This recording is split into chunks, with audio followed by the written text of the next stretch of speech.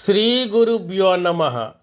వాస్తుశాస్త్రం ప్రకారం పశ్చిమ దిశ శనీశ్వరుడితో ముడిపడి ఉంటుంది కనుక ఈ దిశలో పెట్టే వస్తువుల విషయంలో తగిన జాగ్రత్తలు తీసుకోవడం మంచిది.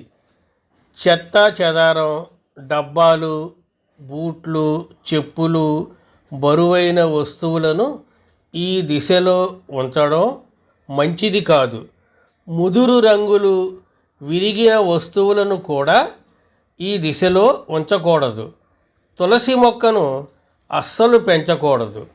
పశ్చిమ దిశ తెరచి ఉండాలి. ఈ దిశలో నువ్వుల నూనెతో లేదా ఆవ నూనెతో దీపం వెలిగించడం శుభప్రదం. వాస్తు శాస్త్రం ప్రకారం ప్రతి దిశకి ఒక ప్రత్యేకమైన దేవుడు అధిపతి అయి ఉంటాడు. అంతేకాదు ప్రత్యేక శక్తిని కలిగి ఉంటాడు.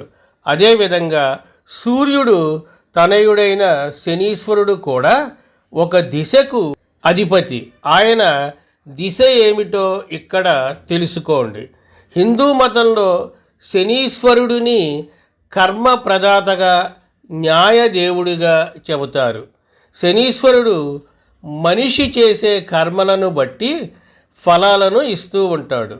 వాస్తు శాస్త్రం ప్రకారం శనీశ్వరుడి దిశ పశ్చిమ దిశగా పరిగణించబడుతుంది కనుక కొన్ని రకాల వస్తువులను ఈ దిశలో అంటే పశ్చిమ దిశలో ఉంచడం మంచిది కాదు.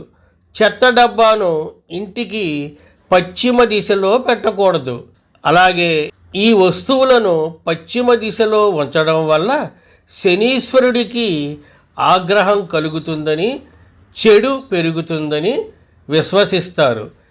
ఇంటి పశ్చిమ దిశలో చెప్పులు, బూట్లు, అలాగే చెప్పుల స్టాండులు, మురికి బట్టలు మొదలైనవి ఉంచకూడదు.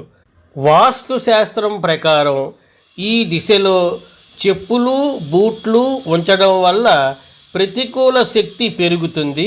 అలాగే ఆర్థిక సమస్యలు కూడా పెరుగుతాయి. వాస్తు శాస్త్రం ప్రకారం ఇంటికి పశ్చిమ దిశలో బరువైన ఇనుప వస్తువులు, పనికిరాని ఎలక్ట్రానిక్ పరికరాలు లేదా విరిగిన గడియారాలను పొరపాటున కూడా ఉంచకూడదు. ఈ వస్తువులను పశ్చిమ దిశలో ఉంచడం వల్ల శనిపై అశుభ ప్రభావం చూపుతుంది. ఇంటికి పశ్చిమ భాగంలో ముదురు, ఎరుపు, నలుపు లేదా చాలా ప్రకాశవంతమైన రంగులను ఉపయోగించకూడదు. వాస్తు శాస్త్రం ప్రకారం ఇలా చేయడం వల్ల శనిగ్రహ ప్రభావంతో అసమతుల్యత ఏర్పడుతుంది. ఇది జీవితంలో కష్టాలను పెంచుతుంది. సనాతన ధర్మం విశ్వాసాల ప్రకారం చీపురును ఇంటికి పశ్చిమ దిశలో ఉంచకూడదు. చీపురులో లక్ష్మీదేవి నివసిస్తుందని చెబుతారు కనుక చీపురును పశ్చిమ దిశలో ఉంచడం వల్ల లక్ష్మీదేవికి ఆగ్రహం కలుగుతుందని నమ్మకం.